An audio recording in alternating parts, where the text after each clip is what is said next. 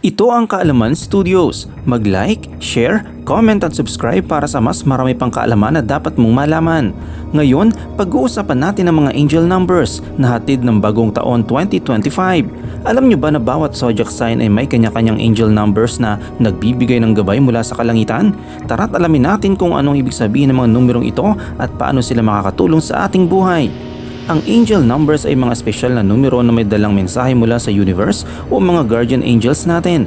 Ang mga ito ay nagtuturo ng direksyon, nagbibigay ng inspirasyon at tumutulong sa atin na magdesisyon ng tama. Ngayong taon, bawat zodiac sign ay may unique na angel number para sa kanilang gabay. Para sa mga Aries, 2025 ay taon ng spiritual awakening. Ang angel number ay 777 ay nagpapahiwatig ng personal na paglago at pagninilay. Ito ang tamang panahon para mag-focus sa sarili at sa mga bagay na magpapataas ng inyong pagkatao.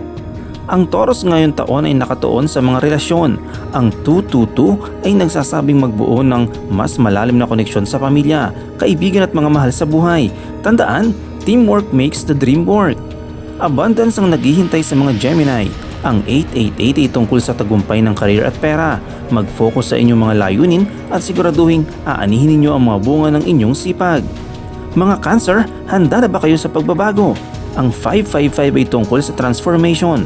Lumabas sa comfort zone, subukan ng mga bagong bagay at yakapin ang mga oportunidad na darating. Para sa mga Leo, ito ang taon ng letting go. Ang angel number ay 999 ay nagsasabing bitawan ng mga nakaraan at magbigay daan sa mga bagong simula. Emotional growth ang tema ninyo ngayong 2025. Ang Virgo ngayong taon ay magtutuon sa tunay na relasyon.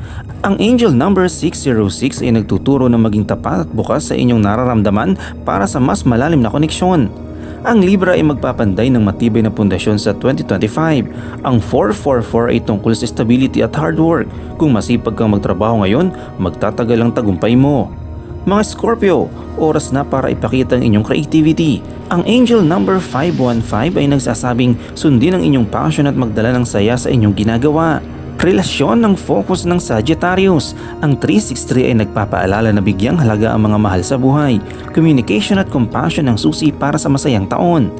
Mga Capricorn, ito ang taon para maging bold. Ang angel number ay 333 ay nagtuturo ng creativity at self-expression. Subukan ang mga bagong bagay sa inyong career at personal na buhay. Focus ang tema ng Aquarius ngayong taon.